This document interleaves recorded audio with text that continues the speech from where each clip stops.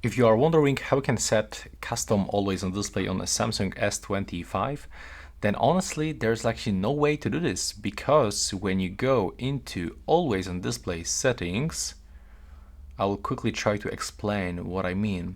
When you go right here, you can go for always on display, and when you unselect this one, show lock screen wallpaper, you will just get a clock as your always on display, right? You can also download some themes from Galaxy Store, but there's actually no way to set your photo as this small always on display theme. You can for sure show your lock screen wallpaper, so it will look like that. Take a look. There we go. But you know, this is not actually theme of always on display. That's actually your wallpaper. If you want to get this small theme, there's actually no way to change it right now.